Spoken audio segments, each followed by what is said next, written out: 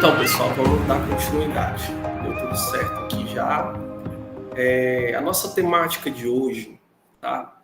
É avaliação de atividades biológicas de extratos. Então, desde o início dos nossos encontros, nós fizemos um direcionamento da nossa temática, um pouco voltado para a produção de extratos, né, de plantas, e alguns testes que são realizados utilizando esses extratos, tá? No nosso último encontro, nós fizemos uma abordagem sobre a triagem fitoquímica, conhecida também como prospecção fitoquímica, que é um teste, né, que a gente realiza para identificar a presença de metabólitos secundários. Eu acredito que vocês conseguiram assimilar um pouco daquilo que foi repassado, tá? Todas aquelas informações nós conseguimos encontrar na literatura e eu procurei de uma forma bem dinâmica, didática, estar apresentando para vocês como são realizados esses testes, tá? Inclusive, é muito provável que vocês vão realizar esses testes aí em São Bernardo e depois aí eu quero ver os resultados de vocês aí, né?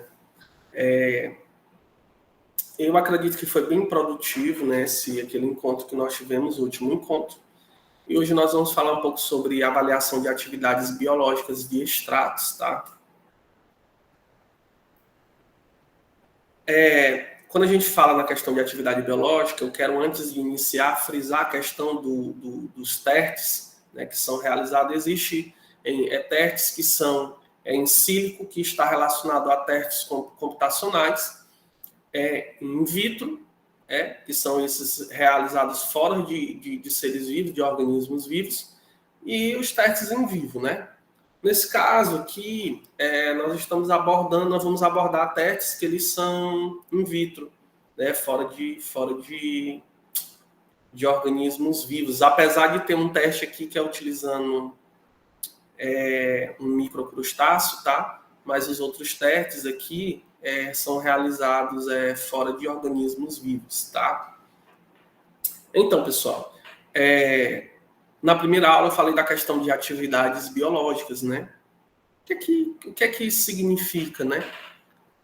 O que é que a atividade biológica ela expressa, né? O que é que ela nos traz de informação, né? Basicamente, os efeitos de uma substância sobre os seres vivos, sobre um organismo vivo, tá? Quando a gente fala nesses efeitos, podem estar aí inseridos efeitos que são benéficos e efeitos que não são benéficos, tá? E aqui eu trago alguns exemplos, né, de testes de atividade biológicas que podem ser realizados e eu vou trazer alguns aqui exemplos, tá? Por exemplo, o teste de toxicidade, né? Como o nome já diz, para avaliar a toxicidade de um produto, de um composto, de uma substância, né? Esse teste de toxicidade, por exemplo, ele pode ser realizado utilizando uma artémia salina. Eu tenho aqui uma imagem de uma artémia salina, tá? Eu acredito que vocês podem ver aí. Essa imagem é de microscópio, tá? Nós preparamos uma lâmina e fizemos a visualização da artémia salina. E aí eu trago para vocês essa imagem, que depois eu vou explicar um pouco melhor aí o que aconteceu, tá? Então, existe teste de toxicidade utilizando a artémia salina, existe outros testes de toxicidade com outras metodologias, e uma forma de avaliar a atividade biológica, né, daquele extrato. No caso, nós estamos trabalhando com o extrato, daquele extrato em um organismo, né? Existe também o teste de citotoxicidade, tá? Que a gente costuma chamar também de teste de viabilidade celular. Como o nome já diz, citotoxicidade. Cito lembra de citologia, né? Das células, estudo da célula, tá? Então, esse teste ele é feito utilizando, né, de fato, células, tá? Essas células, existe a cultura celular, né? Em que eu tenho um meio em que aquelas células estão ali, tem aquela minha cultura celular, existe um protocolo, né, de cultura celular, e aí são realizados esses testes, tá? Então, essas células vão estar em contato ali com o meu composto, com o meu extrato. Tá? Esse teste ele serve tanto para extrato, porque no extrato, pessoal, é importante destacar isso, que no extrato eu tenho vários compostos, tá? E aí esse teste eu posso realizar com extrato, eu posso ser realizado com substância isolada, só a substância pura ali, substância X, só com ela. Então, esse teste ele pode ser realizado tanto com extrato, como uma substância pura, né, sintetizada ou então isolada de algum extrato, tá? É um dos testes, né, de atividade biológica, esse de citotoxicidade. Existe também os testes de atividade antibacteriana, como o nome já diz, antibacteriana. Tá? Os testes de atividade antioxidante e teste de atividade anti-leishmania, que são alguns exemplos, existem vários testes, tá? A nomenclatura pode vir atividade antibacteriana ou ensaio de atividade antibacteriana, né? Atividade antioxidante, ensaio antioxidante. Esse termo ensaio, ele está relacionado a teste, tá? Então, pode vir com essas nomenclaturas, tá? Então, o que são alguns exemplos de teste de atividade biológica que pode ser realizado utilizando um extrato, tá? Aqui, por último, eu trago, por exemplo, o teste anti-leishmania, que a leishmaniose, ela faz parte do grupo de doenças negligenciadas, eu até falei para vocês, né, que são essas doenças em que existe poucos medicamentos no mercado, que elas atingem principalmente pessoas em situação de vulnerabilidade socioeconômica, comunidades, países, bairros que não têm um bom saneamento ambiental. Então, no Brasil, a gente tem bastante, né, notificação, bastante índice de doenças negligenciadas. E aqui, pessoal, alguns exemplos, tá? Durante a nossa apresentação hoje, não vai ser uma apresentação muito longa. Durante a apresentação, eu vou trazer um pouco de como funcionam esses testes, tá? Nós não vamos aprofundar o protocolo, porque vocês vão estudar melhor alguns protocolos na prática, tá? Então, eu vou trazer um apanhado geral de como funcionam esses protocolos, para que vocês possam entender, vocês possam depois saber que testes podem ser realizados utilizando extratos, utilizando substâncias isoladas, substâncias sintetizadas. Então, aqui é para a gente ter um panorama, para que vocês possam entender, tá? Essa parte de atividade biológica, ela é sempre muito relacionada à farmacologia, Só que aí, para a gente estudar um pouco mais a fundo, a gente precisaria de mais tempo. Mas aqui a ideia é que vocês conheçam um pouco sobre esses testes, tá? Como é que funciona cada um deles. E quando vocês estiverem lendo os artigos, né, na literatura, vocês possam estar entendendo um pouco melhor, né, de como que funcionam esses protocolos, quais são as informações que eles trazem para a gente. Aí eu inicio fazendo uma pergunta para vocês. Vocês chegaram a ver algum artigo, algum protocolo desse que fale sobre toxicidade, sobre citotoxicidade, atividade antibacteriana, atividade antioxidante? Vocês já viram alguma coisa sobre algum desses ensaios, desses testes? Chegaram a ler em algum artigo, algo assim?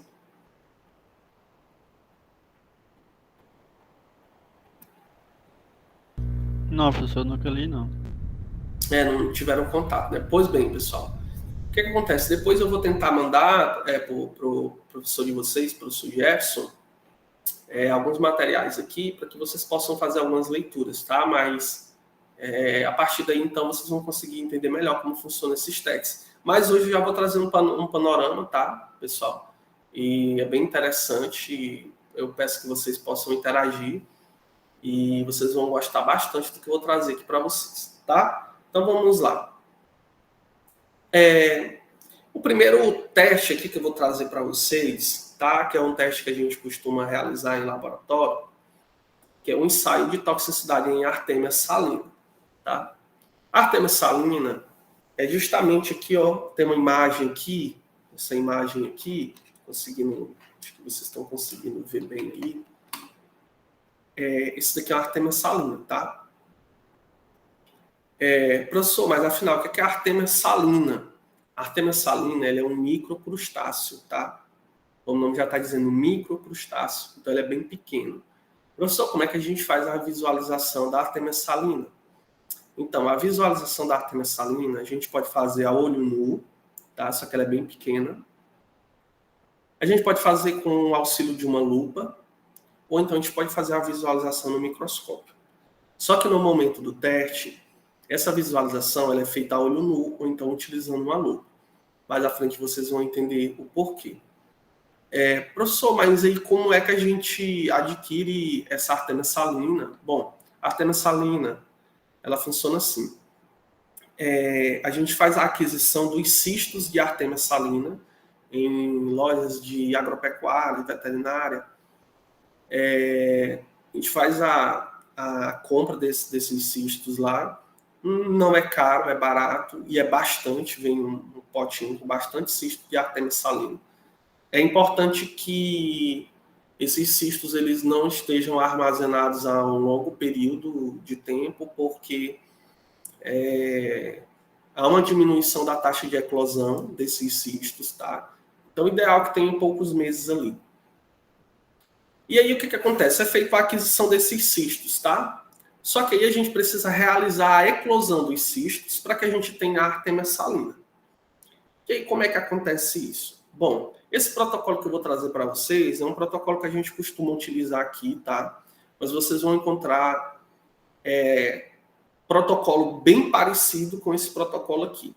O que acontece? Esse protocolo aqui é uma adaptação. Eu acredito que vocês já chegaram a ler alguns materiais que sempre vem a metodologia, cita o autor, né, e diz assim, com adaptações, com alterações. Isso significa que é feito algumas adaptações naquela metodologia. Só que essas adaptações, elas têm que ser feitas com bastante cuidado, para que não venha a ter nenhuma interferência ou não venha a afetar o fundamento da técnica, tá? E aqui como é que a gente costuma fazer essa eclosão dos cistos de Artemia salina? Primeiro, a Artemia salina, como o nome já diz, salina, é um microcrustáceo que ele é presente em lagos, em meios que eu tenho água salgada, tá? Salina lembra sal. E aí é preciso essas condições de sobrevivência das artêmias. Então, elas precisam estar nesse ambiente, né? Esse ambiente salino, tá? Então, como é que a gente faz para realizar a eclosão desse cisto de Artemia salina? Então, o que a gente faz? A gente usa um beck grande, né? Eu coloquei a ilustração do beck, um beck normal, beck grande, tá? Com 2 litros de água. Aqui a gente pode usar água normal, tá? Água da torneira. Para esse protocolo adaptado aqui, tá? E a gente utiliza 60 gramas de sal de cozinha, cloreto de sódio, né? Solubiliza. Essa solubilização a gente usa numa chapa de agitação e aquecimento, claro, sem aquecimento, só com agitação. Então a gente coloca barra magnética, que vocês podem conhecer como um peixinho, bailarina. Eu costumo usar o termo barra magnética, que é o termo mais adequado. E a gente acrescenta 0,5 gramas de cisto de Artemia salina. Então tem os cistos, é pesado na balança analítica normal. E você vai colocar ali esses cistos nessa água, tá? Deixar sob agitação e na presença de luz durante 24 horas. Para que ocorra a eclosão dos cistos, tá? Após 24 horas, é realizada a troca da água por uma solução salina, deixando por mais 24 horas, que completa as 48 horas na presença de luz, sem agitação mecânica. Ou seja, as primeiras 24 horas é com agitação, e as segundas 24 horas, né, que completa as 48, é sem agitação. Aí vocês podem me perguntar, professor, como é que eu vou fazer essa troca da água? Então, a gente usa uma peneira, em que ela é praticamente como se fosse um tecido, né? Vai passar mesmo ali só a água ali naquela peneira, tá? Ou seja, a abertura, os poros da peneira são poros bem pequenos. E aí vai passar somente a água, tá? É como se eu fizesse uma filtração, por exemplo, em um tecido. E aí o que acontece? Quando eu faço essa filtração ali, aquela minha água eu descarto, e aí eu lavo aquela peneira, e naquela minha peneira ali vai estar as minhas artemas, tá? Só que vai estar bem pequena, então vai ter alguns ovos que ainda não eclodiram, tá? Então essa é uma das formas, essa metodologia que a gente usa para poder realizar a eclosão. Só que eu vou trazer uma outra forma de realizar esse teste, tá? Que é um pouco mais simples. Vocês podem perguntar, professor, por que vocês fizeram essa adaptação? O que acontece? A gente observou uma dificuldade de eclosão dos cistos. E aí a gente fez esses testes e observou que a eclosão ela acontecia de uma forma mais eficiente quando a gente fazia dessa forma aqui, tá? Então a gente mantinha o meio salino e deixava durante 24 horas ali. Só que aí o que pode acontecer? Pode ter sido um problema com os cistos que a gente tinha, já estava com um certo tempo em que eles estavam aqui, e aí isso pode ter interferido nesse processo de eclosão. Então a gente levanta algumas hipóteses aí, tá? Mas a gente não pode afirmar com toda certeza. E aí, como eu falo aqui, eu falo da solução salina, tá? Como é que funciona essa solução salina, tá? Eu tenho uma metodologia aqui de preparo da solução salina, O que eu faço aqui? Eu uso um balão, um volumétrico de 1000 ml, em que ali eu vou solubilizar 23 gramas de cloreto de sódio PA, 11 gramas de cloreto de magnésio hexaidratado, 4 gramas de sulfonato de sódio, 1,3 gramas de cloreto de cálcio de hidratado e 0,7 gramas de cloreto de potássio. Solubilizo tudo isso em 1000 ml de água destilada. Aqui eu tenho uma solução salina, tá? Podem ver que aqui eu utilizo somente sais, em grande quantidade, o cloreto de sódio. Isso daqui é para 1000 ml de água destilada. Tá? E aí, depois que eu preparo essa solução, o que é que eu vou fazer? Eu vou pegar um pH-metro, provavelmente vocês têm um pH-metro aí. Caso não tenham pH-metro, vocês podem estar fazendo essa verificação do pH utilizando uma fita. E aí você vai fazer o ajuste do pH para pH 9, utilizando uma solução de carbonato de sódio preparada a 1 mol por litro. Aqui, pessoal, essa solução de carbonato de sódio, a gente usa apenas algumas gotas para fazer esse ajuste do pH. O que acontece? Se a gente pesquisar qual é o pH da água do mar, que é uma água salina, com concentração de sal de forma significativa, a gente vai observar que o pH ele é um pouquinho mais básico, tá? Aqui é ajustado para 9, então tem um pH um pouquinho mais básico, tá? Então eu faço esse ajuste do pH utilizando essa solução de carbonato de sódio. Se vocês não tiverem pH-metro, caso vocês venham a reproduzir esse protocolo aí, se você não tiver o pH-metro com eletrodo, você pode usar a fitinha de papel para estar fazendo esse ajuste do pH, tá? Vocês vão encontrar na literatura, protocolos em que não tem essa primeira parte aqui, Ele não deixa 24 horas em uma solução com cloreto de sódio e depois 24 horas na solução salina. Não. Ele deixa 24 horas logo na solução salina, tá? 24 horas na solução salina. 24 não, 48 na verdade, tá? 48. Deixa logo 48 preparado na solução salina, tá? Logo esse período de 48, tá? 48 horas, é realizado de fato o teste. Então, todo esse protocolo aqui que eu apresentei para vocês, vocês podem ver que não é um protocolo muito complexo. Claro que no momento de executar ele, existem algumas coisas que nós temos que observar, alguns pontos que nós temos que deixar claro, mas não é um protocolo complexo. O que acontece? Nesse teste aqui, tem que ser observado algumas questões. Primeiro, vocês precisam ter todo o material de vocês de qualidade. Por quê? Porque eu estou utilizando um microcrustáceo Então, existem algumas condições que podem interferir no teste. A exemplo, temperatura, tá? Então, tem que ser com uma temperatura controlada. O pH deve ser ajustado, tá? Esse pH deve ser ajustado. E ter bastante cuidado para que não ocorra contaminação. Ah, professor, contaminação de que forma? Por exemplo, já aconteceu de um teste estar sendo executado aqui, e aí acabou caindo um mosquito dentro de um tubo de ensaio. E aí todas as artêmias morreram naquele tubo. Então tive um interferente aí, tá?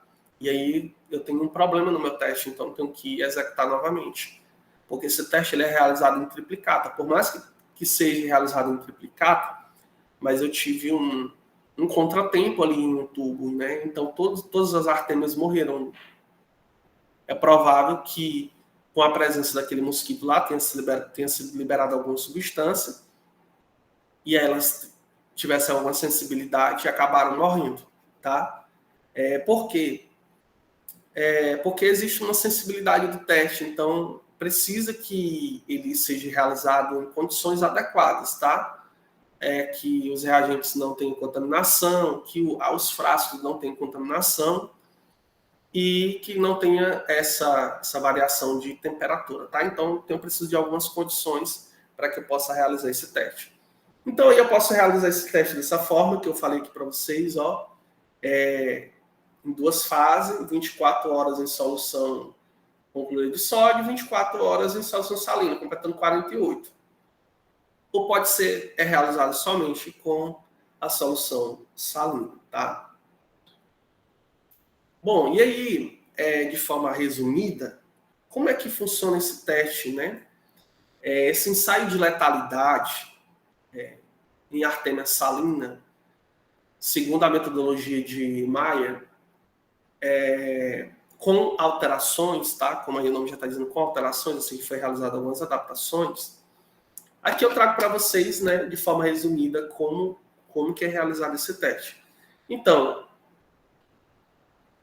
primeira parte, ó, preparo da solução salina, utilizando aqueles sais, tá? Fazendo o ajuste do pH para 9. E aí o que acontece? Eu posso fazer um protocolo em 2 etapas. A primeira, utilizando cloreto de sódio e os cistos. Deixo em agitação durante 24 horas com a presença de luz. E depois eu faço a filtração e coloco os náuplios na solução salina. Ou então eu desenvolvo esse protocolo sem essa primeira fase aqui, sem essa primeira etapa aqui, que é somente no cloreto de sódio. Aqui nós realizamos essa etapa aqui devido à dificuldade que às vezes a gente tem de eclosão, tá? Devido à dificuldade que a gente tem de eclosão. Então a gente faz essa etapa aqui para que a gente tenha uma taxa de eclosão melhor. E aí vocês podem ver 24 horas, mais 24 horas na presença de luz sem agitação, e aí eu tenho meus náuplios prontos para o teste. Eu vou ter aqui as artêmias salinas, de fato, pronto para o teste, tá? Só que aí o que eu preciso fazer? Eu preciso preparar uma solução de extrato etanólico. Por quê? Porque o extrato etanólico, por quê? Vocês lembram que na última aula eu falei que normalmente, na penúltima aula, eu falei que normalmente os extratos são extratos etanólicos? Pois é. Então, levando em consideração que é um extrato etanólico, vamos supor que aqui seja um extrato etanólico, eu vou preparar uma solução desse extrato, que eu posso chamar de solução estoque ou solução mãe, na concentração de 2.000 microgramas por ml. Então, vou realizar essa pesagem, balança analítica. Vou também utilizar micropipetas aqui nesse procedimento, tá? E aí, o que eu vou fazer? Esse meu teste, ele, como todos os testes normalmente que a gente faz, eles são em triplicata. E eu coloquei aqui o protocolo. Então, eu vou ter 3 tubos com a concentração de 2.000 microgramas por ml. 3 tubos com a concentração de 1.000. Aí tem uma concentração de 750, 500, 250, 100 e 50 microgramas, tá? O que é que acontece aqui? Eu vou fazendo as diluições, eu faço diluição. Quando eu faço a diluição, então eu vou ter solução estoque e eu vou ter solução salina, somente solução salina. Essas diluições devem ser realizadas utilizando a solução salina. Assim como a solução de extrato deve ser preparada também utilizando a solução salina. E aqui eu vou ter nos tubos um volume de 5 ml, tá? Eu vou ter um volume final de 5 ml. Só que aí eu posso fazer uma adaptação de metodologia em que eu tenha um volume menor. Só que eu devo respeitar essas concentrações. Ou eu posso também fazer um ajuste de concentrações, tá? Eu posso ter uma de 2.000, uma de 1.500, uma de 1.000. E assim eu posso fazer essas adaptações das concentrações das soluções, tá? E lembrando que eu tenho que ter o meu branco. Nesse meu branco aqui eu vou ter o quê? Somente a solução salina, tá? Porque aí eu pergunto para vocês, aqui no meu branco eu vou ter 10 artêmias salinas dentro de cada tubo. Caso aconteça dessas artêmias, dessa população de artêmia morrer, meu teste deu certo ou deu errado?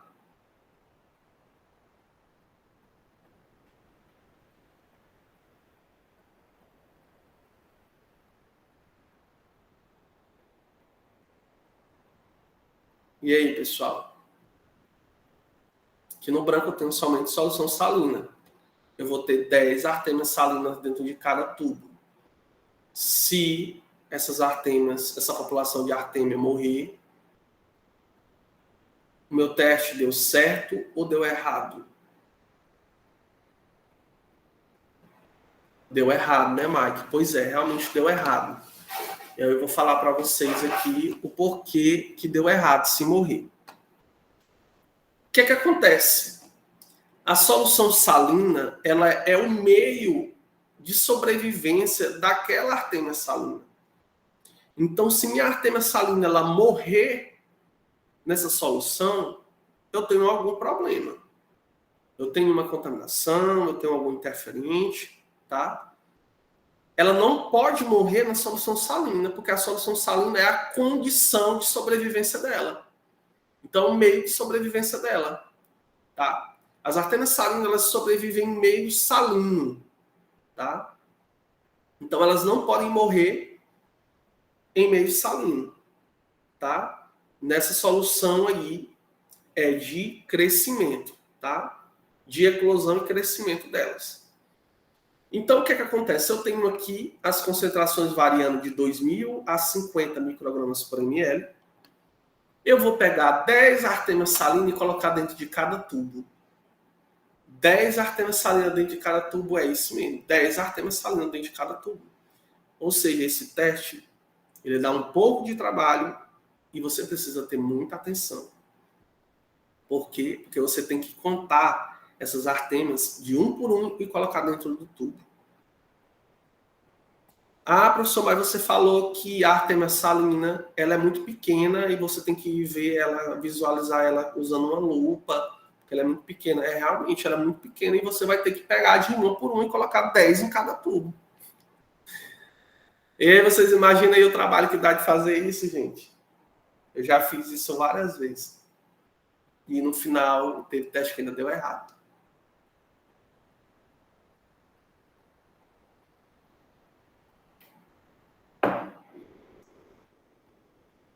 Então, é um teste que ele exige muita dedicação e atenção, tá?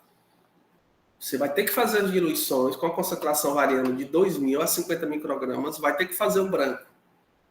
E aí você vai ter que colocar as 10 artêmias dentro de cada tubo. Então aqui eu tenho 30, mais 30, 60, 90 e assim vai.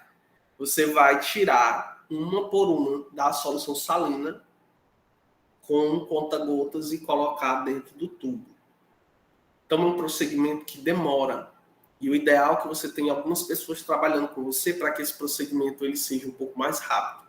Ou então você trabalha sozinho, com muita atenção, para que não ocorra contaminação. E aí, após realizar essas diluições aqui, ó, colocar as 10 artêmias dentro de cada tubo, você vai deixar por 24 horas, né, na presença de luz.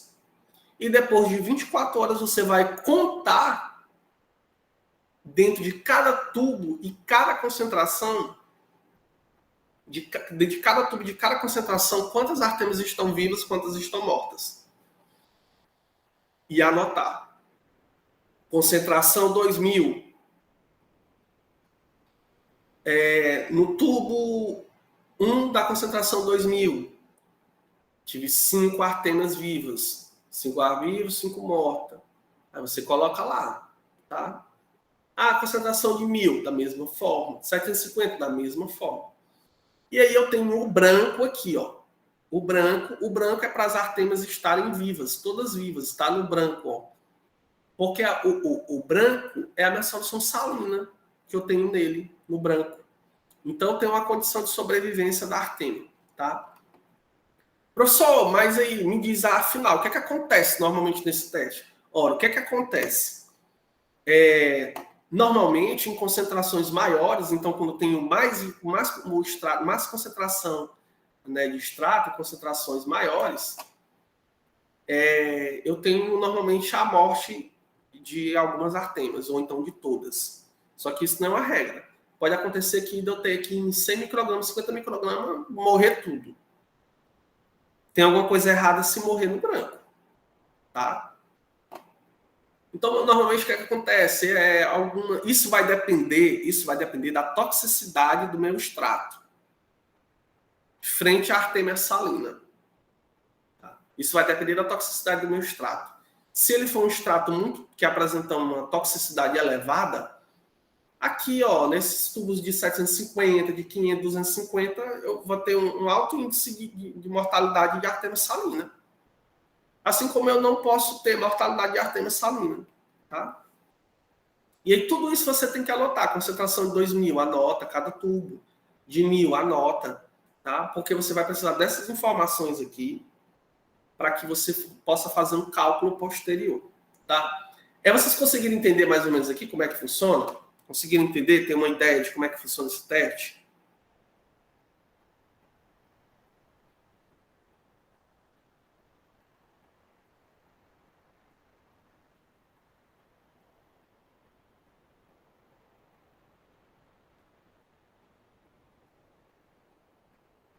Acho que não entenderam, não. Só um pouco, parece que vocês não estão aí.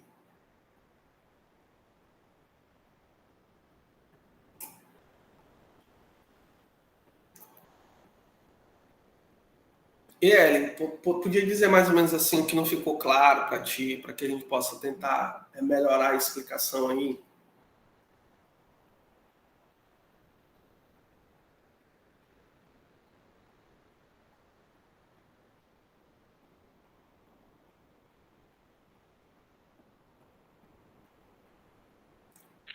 Então, professor, quando é que eu vou saber que deu certo? Tipo assim, é um ensaio de toxicidade da artêmia salina. O senhor faz em várias concentrações na triplicata. Quando é que eu vou saber se está certo ou errado, se morreu mais ou menos no começar a análise? Eu só entendi do branco que não tem que morrer. Aí dos outros ficou um pouquinho confundido. Vamos lá, o que acontece? Eu tenho uma triplicata, tá? Então, o que acontece? Vamos aqui para o tubo que está a concentração de 1000 microgramas por ml. No primeiro tubo, morreram 5 artêmias. No segundo, 6. No terceiro, 5. Ok. Eu tenho uma margem ali, tá? Razoável. Né? Porque o que acontece? Essas minhas informações, elas são utilizadas para calcular a concentração letal ou dose letal. E aí eu preciso ter uma concordância de dados. Então, aqui em 1000, eu tenho, vamos lá, tem 5 artêmias que morreram no primeiro, 6 no segundo, 5 no terceiro. Ok. Tá? Eu tenho uma concordância de dados aí. Digamos que uma precisão de dados. Agora, se morreu no primeiro 2, no terceiro 8, no segundo 8, no terceiro 5, tem alguma coisa errada no meu teste. Quando eu ir fazer o tratamento de dados, se eu ir fazer um desvio padrão, vai dar uma coisa assim, entendeu? Uma coisa sem lógica. Então, preciso ter uma concordância de dados. Eu tenho um tubo, um foi 5, outro 6, outro 5. 2 tubos foi 6, um foi 5. Então, eu tenho que ter uma lógica dos meus dados, tá? Se um morreu 1, outro foi 8, outro foi 5, tem alguma coisa estranha, tem alguma coisa errada aí, tá?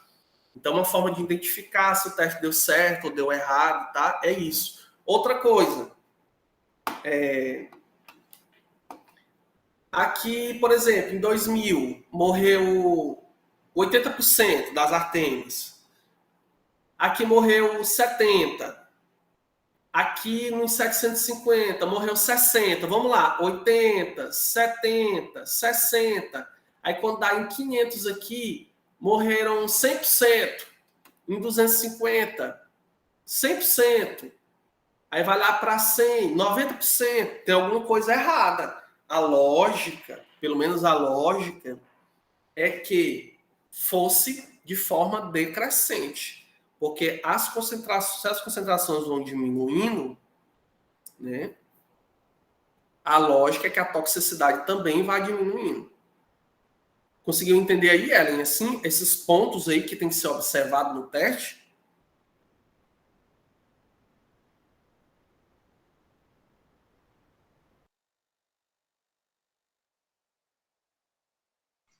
Professor, agora eu entendi. Tem que analisar por triplicata, né, na concentração primeiro, para saber se está certinho a triplicata de quantos morreram. Aí, após, que vai ser analisado em conjunto, quantos morreu de cada concentração, né? Como acabou caindo aqui na internet aqui. Pode repetir aí. É que primeiro vai analisar por concentração na triplicata para ver quantos morreram. Isso. Para ver se teve algum interferente, né? Se deu certo ou Isso. errado. E após que vai analisar por concentração, quantos morreram por concentração. Isso, exatamente. Entendi. Porque aí tu vai observar, é o seguinte, se eu tenho uma concentração maior, então a lógica é que naquela concentração maior, se ele apresentar toxicidade, ele vai matar mais do que uma concentração menor. Então precisa ter uma lógica entre as concentrações. Ah, eu tenho 2.000, 90, 1.000, 80, 750, 70%. Aí quando dá em 500, 100%, 250, 90%, 100 microgramas, né? A concentração 100 microgramas, 100%. Então, entendeu? Não há uma lógica. Quando a gente pegar todos esses dados, que a gente fizer o tratamento e que realizar o cálculo, a gente vai ver que teve alguma coisa errada ali. Porque a matemática, ela vai nos mostrar que teve um erro naquele teste, né? Então, eu já fiz alguns testes que quando eu comecei a analisar as triplicatas e comecei a analisar as concentrações, eu disse, não, aqui deu errado. Eu não me dei nenhum trabalho de querer saber o que é que aconteceu ali, porque estavam umas informações que era até difícil de saber, de fato, o que é que aconteceu. Além do fator concentração, existe outro fator que determina a morte da antena, por exemplo, a luz? Sim. O que é que acontece, Vitória? Todo esse teste é na presença de luz, tá? Então, o que é que acontece? Normalmente, não sei se vocês percebem, a luz ela emite um pouco de calor, né? Então, se, por exemplo, eu coloco uma incidência de iluminação muito próximo do meu material, eu posso ter uma elevação de temperatura. Porque a literatura ela vai trazer uma temperatura, que é a temperatura ideal para que seja realizado o teste. Então é interessante que eu realize o teste daquelas condições. Eu não fiz submetendo o teste à variação de temperatura, porque eu estou trabalhando com um microcrustáceo. Ele está vivo ali. Então todas essas condições ambientais podem interferir no teste, tá? Então é bem importante frisar esse ponto aí. Por exemplo, o meu material, meus tubos, eles devem ser bem higienizados. Por quê? Porque vamos supor que eu fiz um teste, eu utilizei um reagente, e aí, por algum motivo, a pessoa não fez a higienização de forma correta, não limpou bem. Higienização não fez a limpeza, né? O termo correto é esse. Não fez a limpeza adequada dos tubos.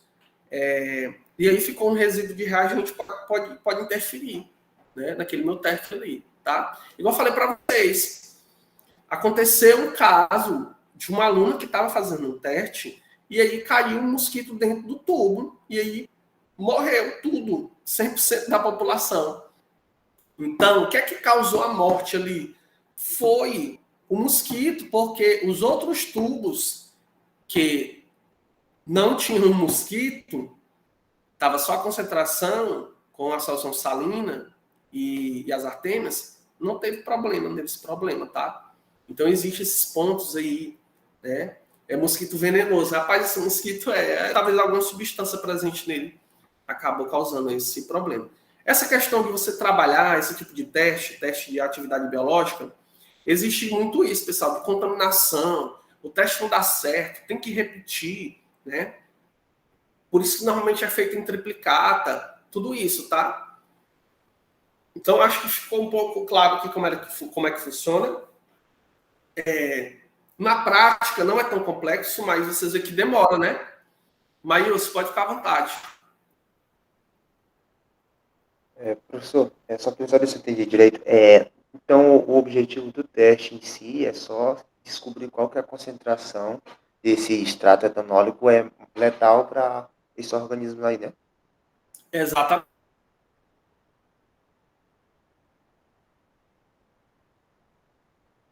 Isso. Tá, e nós vamos para outro ponto. Peguei de eclosão da Artemia salina, esse período de eclosão, de crescimento dela, é 24 horas. Então, eu tenho 2 dias aí. Mais o teste, mais 24 horas, eu tenho 3 dias aí. Então, é um teste que ele dura em torno de 3 dias. Então, é um teste que não é rápido. Ele requer, né, disponibilidade.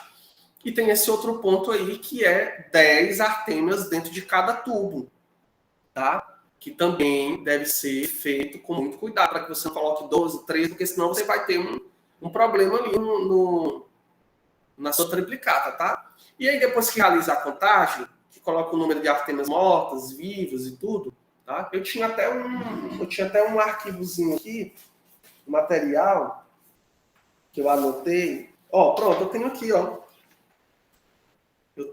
ó. Acho que vocês conseguem ver mais ou menos, uma planilhazinha, ó, onde eu coloco ali, né, quantidade de artêmia. Ó, esse teste aqui que eu fiz, só para vocês terem uma ideia de como o negócio deu errado. Na concentração de 2.000, não ficou nenhum vivo. Na concentração de 1.000, não ficou nenhum vivo. Aí, na concentração de 750, 2 tubos ficou 3 vivos e 1 tubo ficou 5 vivos. Tá ok. E aí, o que acontece? Na concentração de 500, tiveram 8 vivos nos 3. Na de 250, 10 vivos em todos os 3. E aí, o que acontece? Eu comecei a observar aqui um problema nos meus dados, tá? Eu comecei a observar aqui um problema aqui nos meus dados. Tipo esse daqui, ó. 750.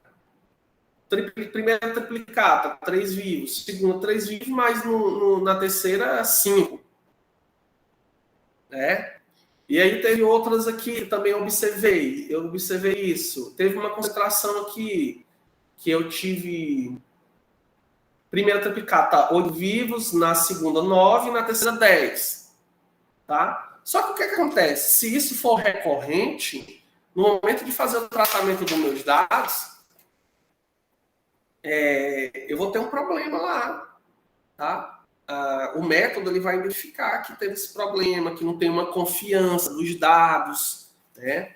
É importante que tenha uma lógica aqui dos dados. Tá? E vamos lá. Vocês fizeram o teste, fizeram a anotação de quanto tem vivo, quanto tem morto em cada tubo. Aqui eu trago para vocês algumas imagens. Ó, vocês estão vendo essa primeira imagem aqui, ó, figura 2. Figura 2. Estão vendo aqui, ó. Aqui está ocorrendo a eclosão dos cistos, tá? Vocês podem ver que eu tenho aqui, ó, uma luz aqui, ok? Tá ligado em agitação, sem aquecimento. Aqui vocês vão observar os tubos de ensaio, onde eu realizo o preparo das diluições. Vocês podem observar que esses tubos aqui, a intensidade da cor é mais forte do que esse daqui. Conseguindo observar?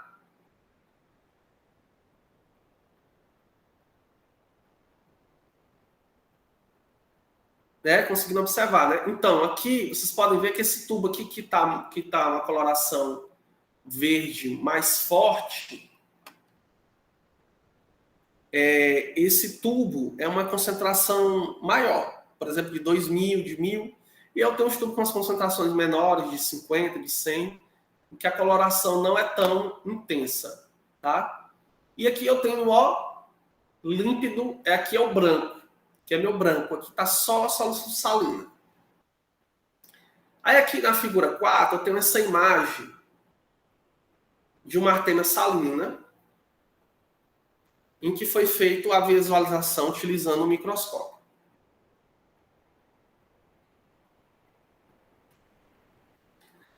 Olhando para essa imagem, o que é que vocês iriam me dizer que aconteceu? Olhem para a estrutura do microcrustáceo. Olhem para a estrutura da artêmia salina. E me digam o que é que vocês acham que aconteceu aí.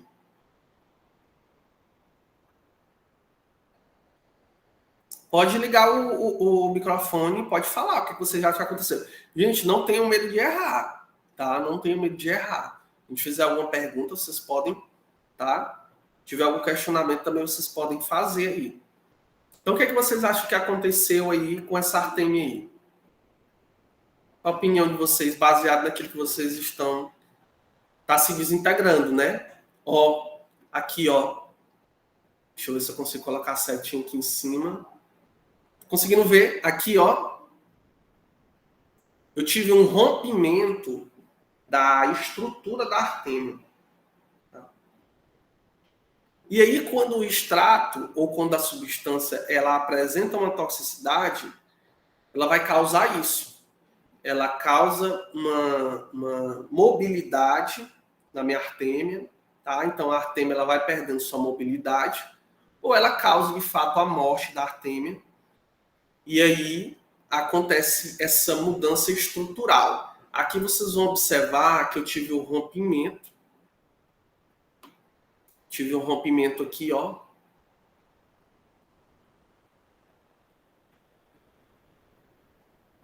E aqui, ó, eu tenho, ó,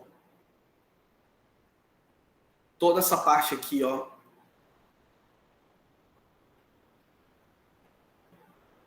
Pequenas partes aqui do momento que ela desintegrou.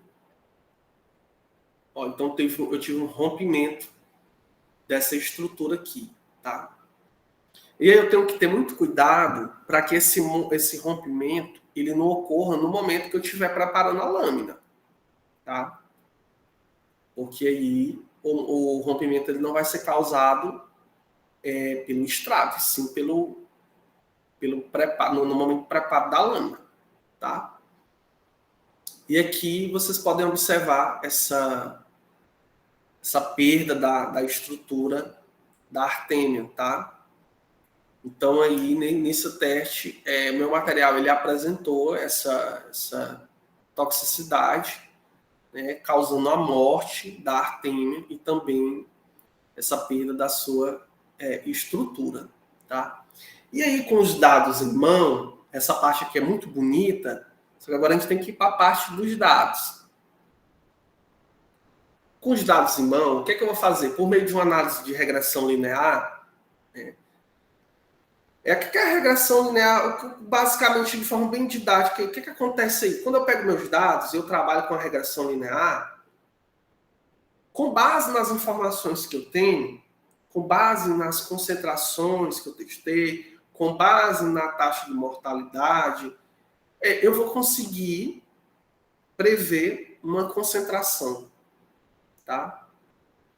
Eu vou conseguir determinar uma concentração que a gente chama de concentração letal, tá? Que é a CL50. Vocês vão encontrar também na literatura dose letal, DL50. E a partir desses dados, e utilizando a regressão linear, eu vou conseguir calcular a CL50. O que é a CL50? É a concentração de substância, de compostos, que vai levar à morte de 50% da minha população ali nos tubos. 50% dos indivíduos. Por isso que o nome é CL50. Nesse caso aqui, desse extrato bruto etanólico, ele apresentou CL50 de 2.318 microgramas por ml. Existe na literatura uma definição do que é tóxico, do que não é tóxico, referente ao teste com artêmia salina.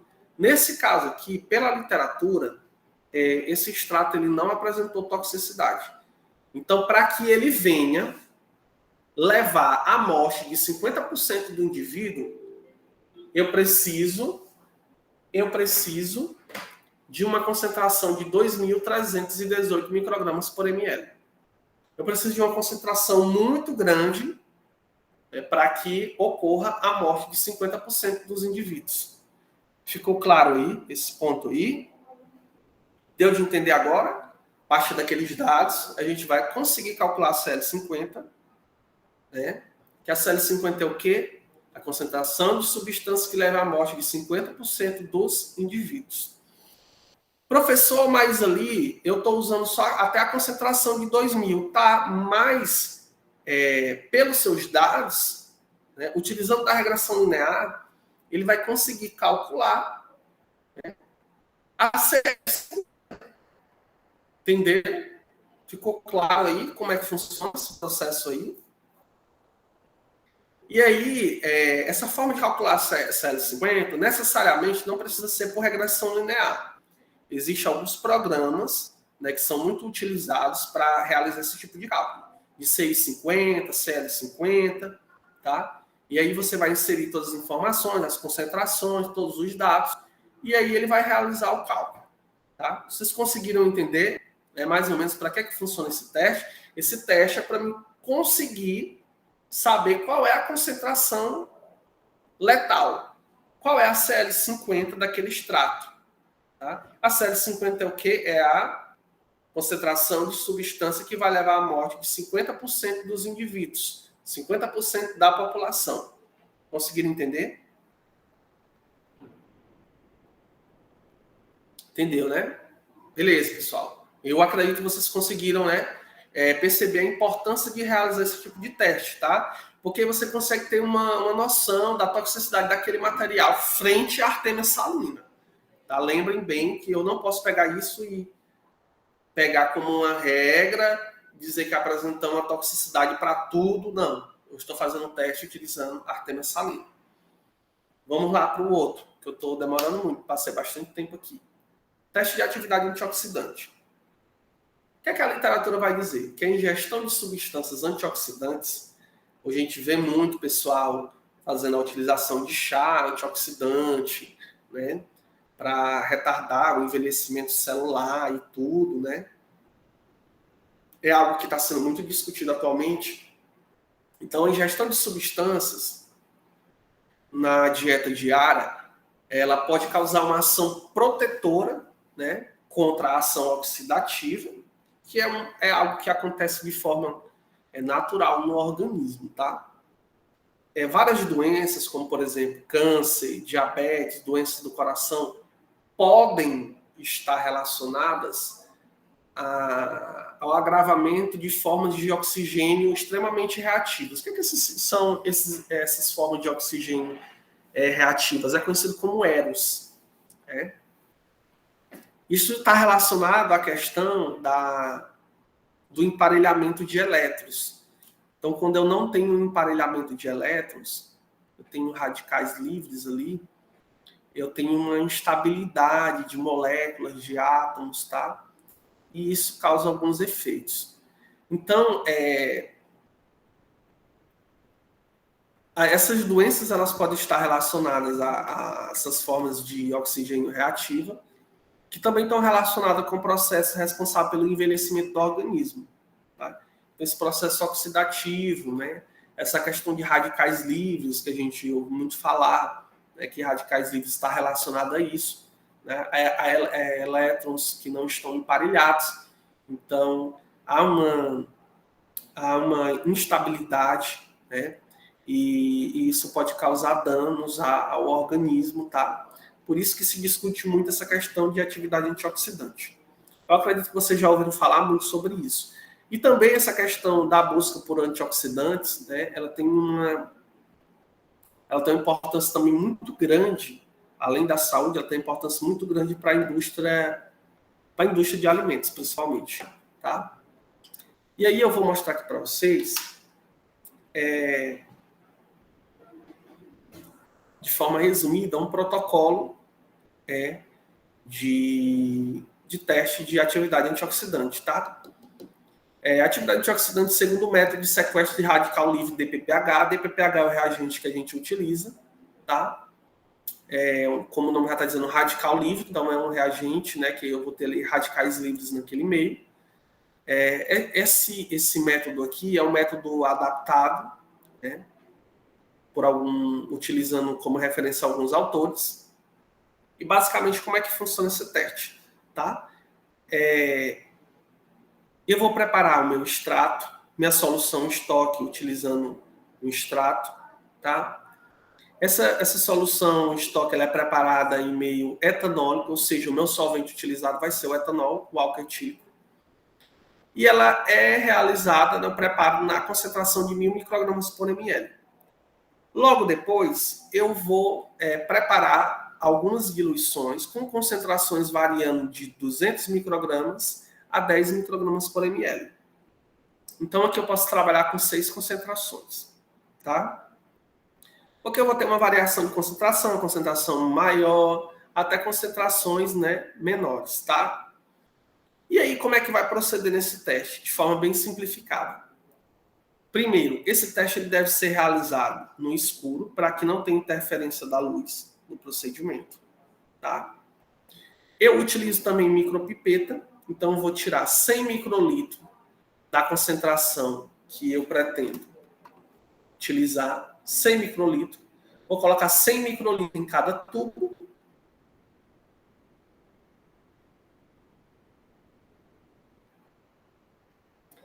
E colocar 2.900 microlitros de solução etanólica de DPPH. Esse DPPH, ele também é preparado em etanol, tá? Ele não pode ter contato com a luz, então temos que utilizar frasco âmbar, ou então frasco em que eu possa envolver todo o frasco com papel alumínio ou com qualquer outro papel que impeça esse contato com a luz. Então eu vou colocar 2.900 microlitros de solução etanólica de DPPH, preparada a 0,004%, em contato com 100 microlitros da solução contendo o extrato. Então eu vou ter um volume final de 3.000 microlitros. Isso equivale a 3 ml, que é o volume máximo da cubeta. Aí em São Bernardo vocês têm um espectrofotômetro, tá? Que a gente costuma chamar de UV-Vis. Vocês têm aí, tá? Já conversei com o professor Jefferson, ele me falou que vocês têm. Então, logo depois de eu preparar essa minha triplicata, preparei a triplicata de 10 microgramas, de 25, de 50, de 100, de 150, de 200. Ele vai ficar 30 minutos em repouso. Tudo isso deve ser feito sem a presença de luz, para que não ocorra interferência. Logo após isso, eu vou fazer a leitura de cada triplicata utilizando um VVIS, utilizando um espectrofotômetro a 517 nanômetros. Tá? Aí eu vou fazer a leitura da absorbância e anotar para cada concentração, cada triplicata de cada concentração. Aí eu preciso realizar também o controle negativo. No controle negativo eu uso 100 microlitros de etanol e 2.900 microlitros de solução etanólica. Esse meu controle negativo, vocês podem observar que nele eu não tenho tratamento, eu não estou utilizando nenhum antioxidante.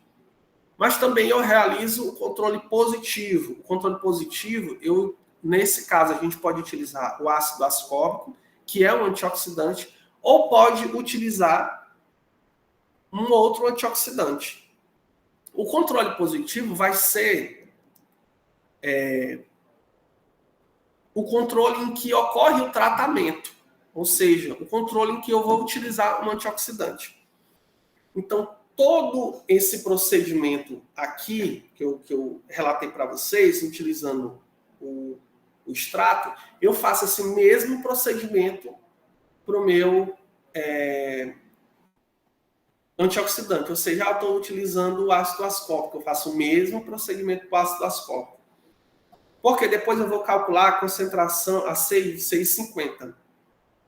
E eu vou fazer um comparativo com o meu padrão. O meu padrão é o antioxidante. Tá? O meu padrão é antioxidante. Então, eu vou realizar todo esse procedimento com antioxidante. Que pode ser o ácido ascórbico, o trolox, algum outro reagente que tem atividade antioxidante. Então, eu vou fazer esse comparativo, tá? E aí, o que acontece aí nesse meu teste? Vamos lá. Vocês estão conseguindo observar que eu tenho uma coloração mais roxa aqui, nos primeiros tubos, e ela vai ficando amarela até os últimos tubos. Vocês conseguem visualizar bem na imagem?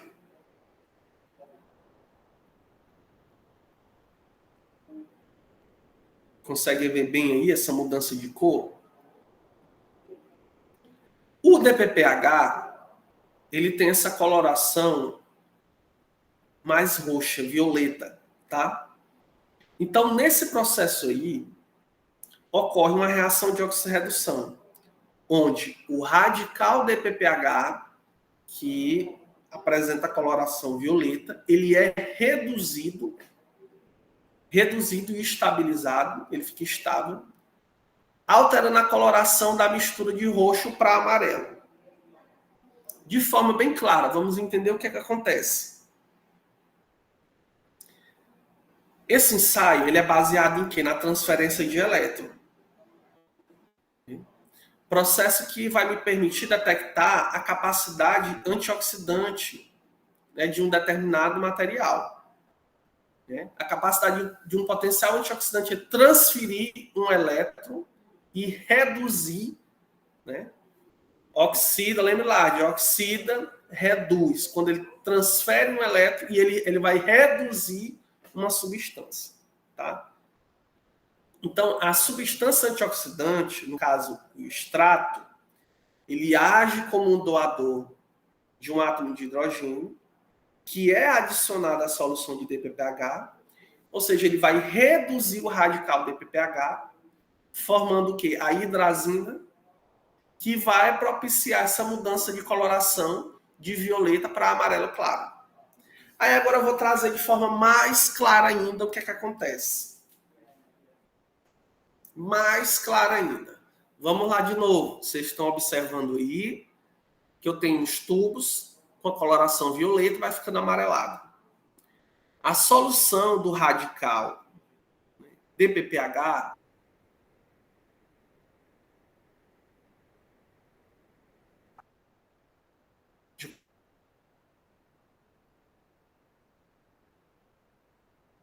coloração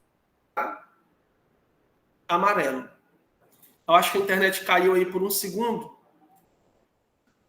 E eu vou trazer de novo para vocês a informação. Vamos lá, observa bem. A solução do radical DPPH, ela tem a cor violeta, meia roxa violeta, tá? Quando ela é reduzida pelos antioxidantes presentes no extrato, há uma modificação da coloração de roxo para amarelo. Ou seja, esses tubos mais amarelados aqui são os tubos em que ocorreu o quê? A redução promovida pelos antioxidantes presentes no extrato vegetal, tá? Então aqui, de acordo com que eu aumento a minha quantidade de antioxidante, eu tenho essa mudança de coloração violeta para um tom mais amarelado, tá? Então, isso é uma forma de você observar visualmente a ação do antioxidante sobre o DPPH, tá? E aqui, pessoal, eu trago para vocês uma tabelinha de um teste que foi realizado, em que eu tenho o ácido ascórbico, que é o meu padrão, ele é um antioxidante, e a CI50, o que é a CI50? É a concentração necessária de antioxidante para reduzir em 50% o radical DPPH. Onde, para me ter a redução de 50% do radical DPPH, eu preciso de 140,93 microgramas, né, por ml, né, de ácido ascórbico. E aí, meu extrato, eu calculei a CI50, deu um valor de 135,13 microgramas por ml. Então, o meu extrato, ele teve uma atividade antioxidante melhor do que o meu padrão. Por quê? Porque quanto menor a CI50, maior a atividade antioxidante do material. Por quê? Porque eu vou precisar de uma quantidade menor para me poder reduzir em 50% o radical DPPH. Vocês conseguiram entender?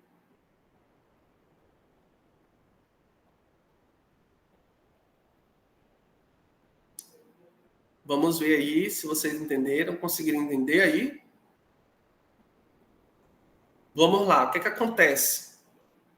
Eu calculei a CI50. O que é a CI50? É a concentração, né, de antioxidante necessária para reduzir em 50% o radical DPPH. Tá? A minha CI50 do extrato foi 135 microgramas.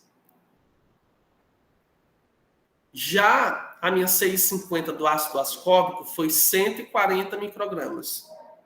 Só que, quanto menor a CI50, maior a atividade antioxidante do material. Por quê? Porque eu vou precisar de uma concentração menor para que eu possa reduzir em 50% o meu radical. Então, sendo que quanto menor a CI50, maior a atividade antioxidante do material. Ou seja, a minha CI50 aqui, do extrato, ela foi menor do que a do ácido ascórbico. Então, eu tive um resultado melhor. Tá? Lembrando, a CI50 é a concentração necessária de antioxidante para reduzir em 50% o radical DPPH, sendo que quanto menor a CI50, maior a atividade antioxidante do material. Então aí eu tenho o meu padrão e eu tenho o meu extrato, tá? Então vocês podem observar que esse extrato ele apresentou uma boa atividade antioxidante quando comparado com o meu padrão. O meu padrão é ácido ascórbico que possui atividade antioxidante, tá? E aí, como é que eu vou realizar esse cálculo? Como eu falei para vocês, pode ser por regressão linear ou pode ser utilizando alguns programas. E tem um programa que a gente costuma usar, que a gente chama ele de Prisma, que a gente consegue calcular a CI50, tá? E aí, nós vamos agora partir para a parte de atividade antibacteriana. Eu não quero demorar muito, porque nosso horário já está avançando. eu acredito que algumas pessoas ficaram com um pouco de dificuldade de entender, mas eu estou trazendo da forma mais dinâmica possível para vocês, tá, gente? E aí depois eu vou tentar passar alguns materiais para que vocês possam entender melhor. Então aqui é para vocês se ambientar com o protocolo. Não é para vocês sair daqui já sabendo desenvolver tudo, não. Para que vocês possam entender que existem esses protocolos, para que é que serve, tá? Vocês viram, primeiro, a gente calcula a CL50 para descobrir essa toxicidade daquele extrato, né, frente à artéria salina. É a atividade antioxidante, o cálculo da concentração inibitória, 6,50, para me descobrir a quantidade de material que vai eliminar, né? Que vai, na verdade, não é eliminar, o termo mais adequado seria reduzir, que vai reduzir em 50% o radical de PPH, para que vocês possam entender a importância desses testes, tá? E aí, por último, para a gente encerrar, para não ficar muito extenso, nós vamos tratar um pouco sobre a parte de atividade antibacteriana. Então, o que é que acontece? Esse aumento de resistência bacteriana, ele tem feito com que a comunidade científica, ou seja, os pesquisadores, nós da comunidade científica, a gente busque alternativas para minimizar esses impactos que são causados por bactérias resistentes.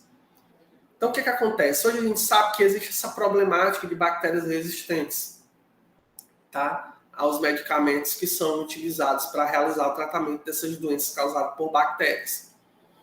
A gente viu que, por exemplo, durante a pandemia, houve um uso, assim, absurdo de medicamento, de forma inadequada. Então, isso colaborou para essa problemática de resistência bacteriana, tá? Desse uso desordenado, desenfreado de medicamentos, sem acompanhamento médico, sem acompanhamento farmacêutico. Ou seja, as pessoas diziam, isso serve, toma esse medicamento aqui, o pessoal tomava, e fora a pandemia também, hoje, tem muitas pessoas que fazem uso de forma inadequada de medicamentos para tratar doenças, né? E aí acaba colaborando para esse aumento de resistência bacteriana. Então, essas problemáticas, né, de resistência bacteriana são causadas pelo uso de forma arbitrária, né, de medicamentos, pela questão da poluição também, descarte inadequado de medicamento, rejeitos, tudo isso colabora para que tenha essa problemática de resistência bacteriana.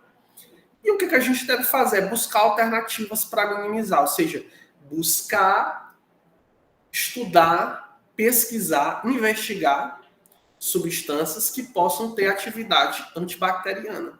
Porque já existem vários medicamentos no mercado que as bactérias acabaram se tornando resistentes, tá?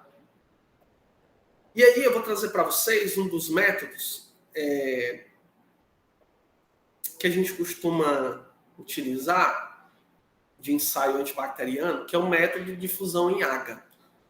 O que é o AGA? O AGA é um meio ali que eu vou ter. Aqui, nesse caso, é utilizado o AGA Milli-Hinton.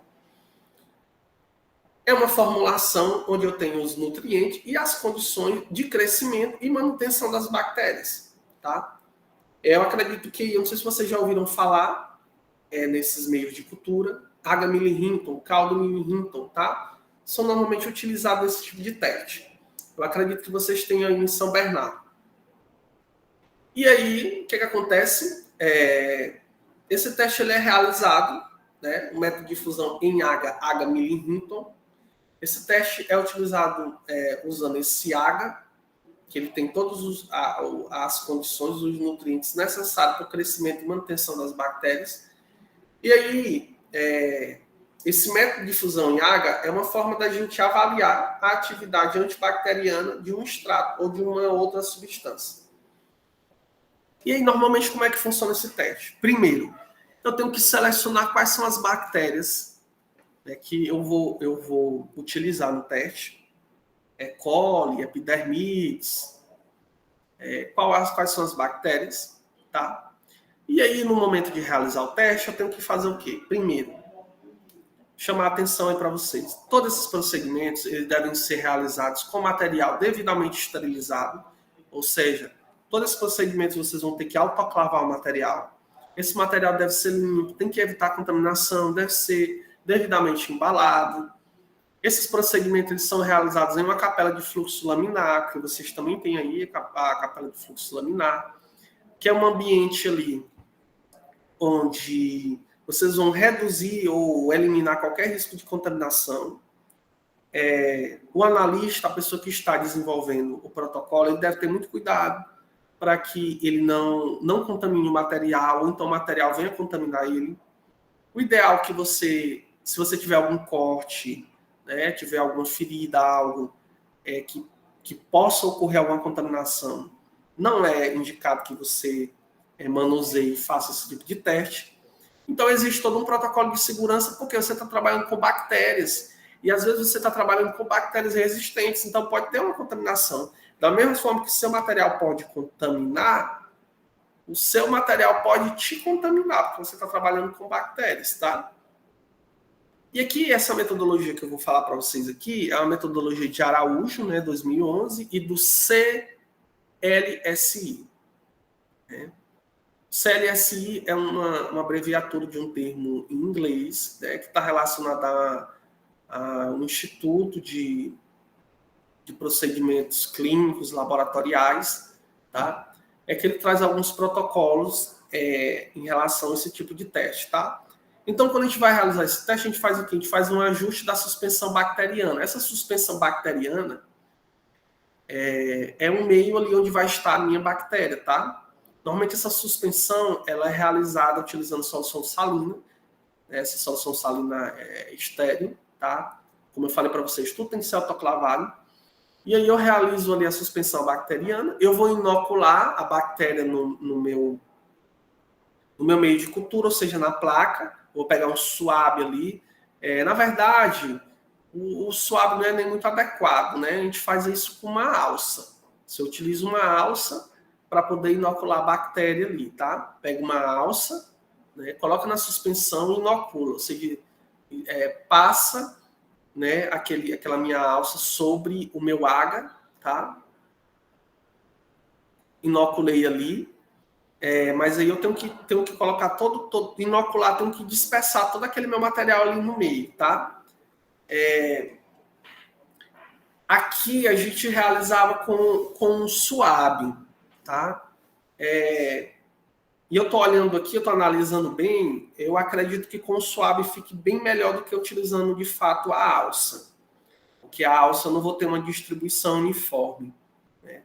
No caso, utilizando o suave fica melhor, né? Então, eu vou fazer a inoculação, vou colocar sobre a minha placa com agar, e eu vou fazer as perfurações, pequenos furos, tá? Com um instrumento adequado, faço as perfurações e coloco ali com uma micropipeta 60 microlitros do meu extrato naquela concentração ali que eu vou trabalhar, a concentração do meu protocolo e tudo mais, tá? Coloco ali 60 microlitros dentro do poço, tá? E aí eu vou levar esse meu material para a estufa. Tem protocolo que diz que é 37 graus, tem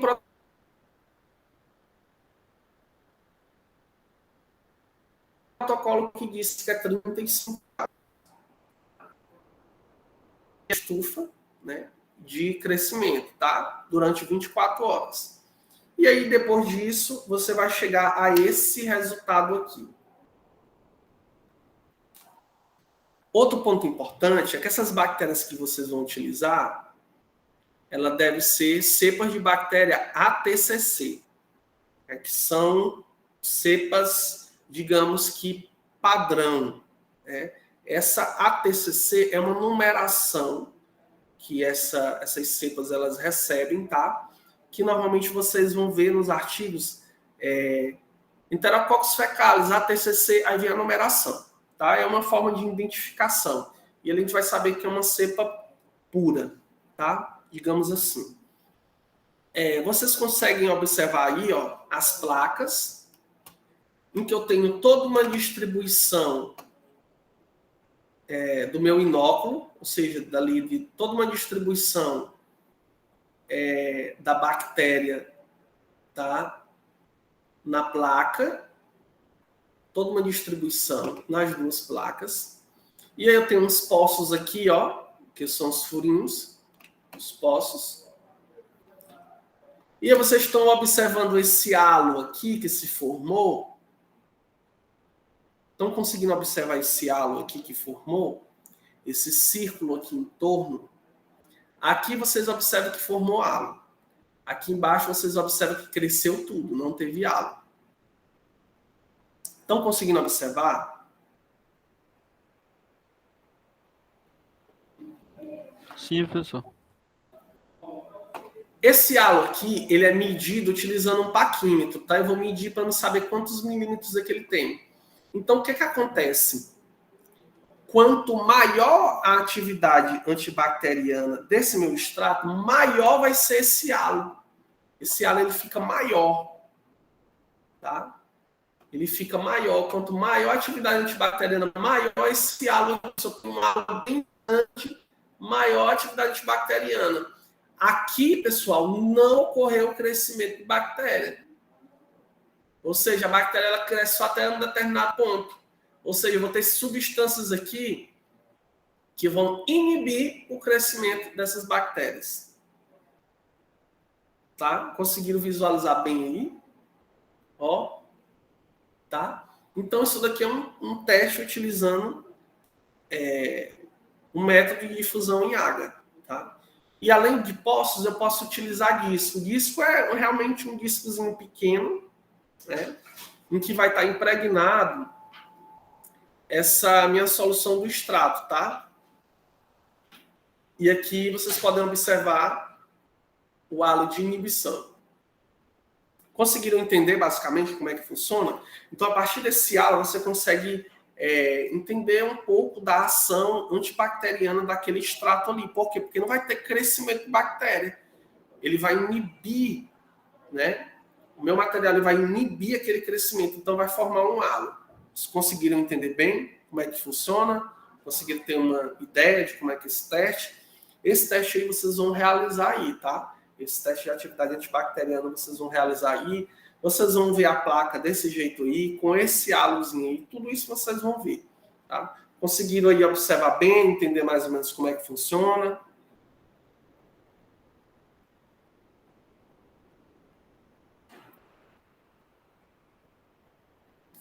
Eu acredito que sim, né? Eu espero que vocês tenham...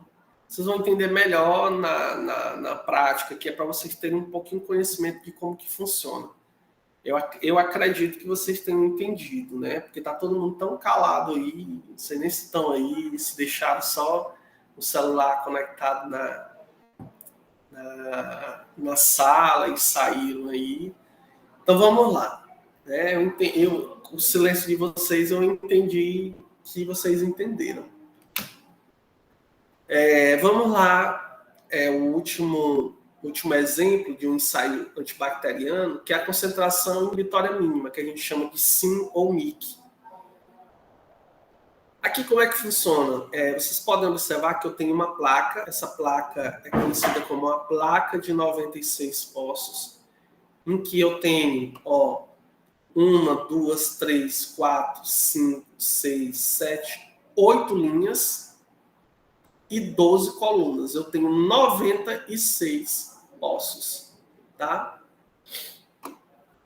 Aqui, nós costumamos utilizar uma placa dessa para fazer um teste. Esse teste que nós chamamos de teste de concentração inibitória mínima. Nesse teste acontece o seguinte. Eu vou realizar alguns cálculos, tá? E a partir desses cálculos eu sei que eu preciso colocar todo o teste realizado em triplicado. Então, por exemplo, para a bactéria Enterococcus fecalis, eu vou usar esses 3 primeiros poços da linha A. Então, eu vou colocar 180 microlitros do meu inóculo. O que é meu inóculo? É o caldo Milling Hinton mais a minha bactéria. Eu vou colocar 180 microlitros do inóculo, mais 20 microlitros da solução do extrato. Para que eu tenha, nesses primeiros poços, a concentração de 2.000 microgramas por ml. Nos demais poços, eu vou colocar 100 microlitros do inóculo. O inóculo é o quê? O meio de cultura mais a bactéria. Então, eu vou colocar aqui, ó, na B, 100, na C, 100 e assim nas demais. Aqui, eu estou dando um exemplo de concentrações variando de 2.000 a 250, que seria 2.000, 1.000, 500 e 250. Então, eu ia utilizar a linha A a D. Tá? E aí, nos primeiros 3 poços, eu teria 180 microlitros do inóculo mais 20 microlitros da solução de extrato. E nos demais, 100 microlitros. E aí, o que é que eu vou fazer? Uma diluição que a gente chama de diluição seriada. Como que acontece a diluição seriada? Eu vou tirar 100 microlitros da primeira linha e colocar na segunda linha. A primeira linha que tinha 200 tem só 100. Coloco 100 microlitros na segunda linha. E aí, essa concentração aqui, ó, na linha A, ela é de 2.000. Essa concentração da linha B vai ser 1.000. Da linha C vai ser 500. Vocês podem ver que há uma redução. 2.000, 1.000, 500, 250. Eu faço uma diluição tirando 100 microlitros da linha A para a linha B. Aí eu tiro 100 microlitros da linha B para a linha C. Tiro 100 microlitros da linha C para a linha D, e aí a linha D vai ficar com 200, né? Mas eu preciso que todos esses meus poços fiquem com 100 microlitros. Eu vou tirar 100 da linha D e vou descartar. E aí eu vou ficar com 100 microlitros em todos os poços, sendo que nos 3 primeiros poços da linha A eu vou ter a concentração de 2.000, na linha B 1.000, da linha C 500, da linha D, 250. Correto? Conseguiram entender essa questão da diluição seriada? Eu vou tirando 100 de uma linha para outra linha, 100 da A para B, 100 da B para C, 100 da C para D, a D ficou com 200, tiro 100 e descarto. Todos os poços ficam com 100 microlitros. Deu de entender bem? Isso eu faço em triplicata para cada bactéria que eu vou testar. Então, eu posso usar uma placa para várias bactérias. Só que aí eu tenho que realizar os controles. Ah, pessoal, mas quais são os controles? O controle de esterilidade do extrato, para eu saber que o extrato não está contaminado. Então, eu vou pegar uma coluna dessa aqui, ó, e vou colocar somente o meio de cultura mais o extrato. Não tem bactéria, só meio de cultura mais o extrato. Vou realizar as diluições. Eu vou pegar outra linha. Vou pegar outra coluna, na verdade, outra coluna, e vou colocar somente o meu inóculo. O que é o inóculo? É o meio de cultura mais a bactéria. Outra coluna. 4 poços aqui de outra coluna. Vamos lá. Por exemplo, os poços E, F, G e H da coluna 12. Eu vou colocar só o meio de cultura sem a bactéria. Por quê? Vamos lá. Se cresceu aqui onde está o meu meio de cultura, só o meio de cultura, se cresceu bactéria, teve contaminação, porque não é para crescer, porque ele tem só o meu meio de cultura. Lá no meu controle do inóculo, Inóculo, meio de cultura mais bactéria. É para crescer porque eu tenho bactéria. Lá no meu controle do extrato, não é para crescer porque eu só tenho extrato e meio de cultura. Se cresceu, eu tive contaminação, ou então meu extrato está contaminado. Então, gente, esses controles servem para me saber se o meu meio de cultura contaminou, se meu inóculo realmente a bactéria está crescendo, se o meu extrato está contaminado. Então, os controles, o nome já diz controle. Ele serve para saber realmente se está certo todo o seu procedimento, tá? E aí, o que acontece? Como eu vou determinar a concentração inibitória mínima? Nos poços onde tem crescimento de bactéria, eles apresentam turbidez, ou seja, eles ficam turvos. Não fica límpido, ficam turvos, tá? Então, naqueles poços ali que apresenta turbidez, teve crescimento de bactéria.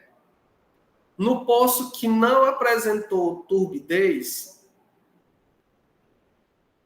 ou seja, o poço está mais límpido, não ocorreu crescimento de bactéria. Então, a partir disso, você consegue saber qual é a sua concentração inibitória mínima. Vamos lá, um exemplo. Linha A, 2.000 microgramas. Linha B, 1.000 microgramas. Linha C, 500. Linha D, 250. O que acontece? Em 250 ficou turbo, apresentou turbidez, ou seja, cresceu bactéria.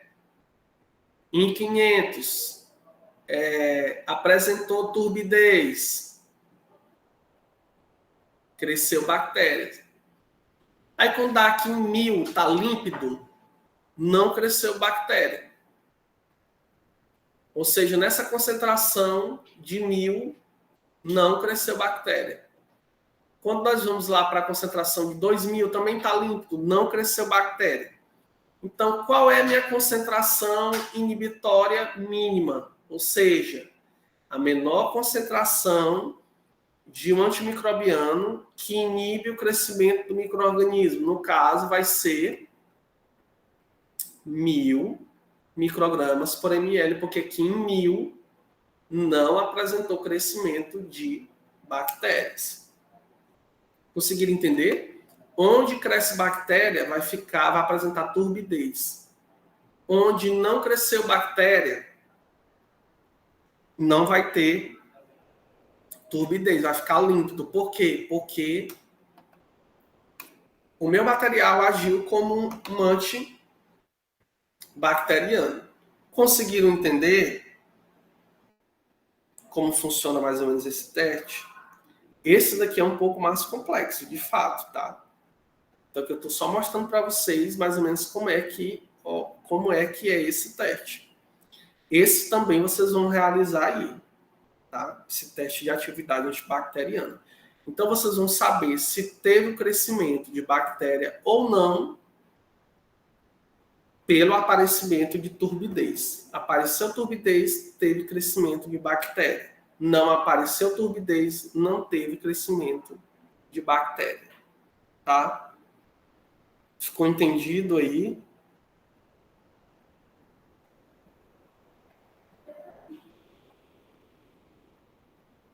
Um pouco, né, Maílson? Realmente. Maílson, aqui é para que vocês possam entender o fundamento de cada teste, tá?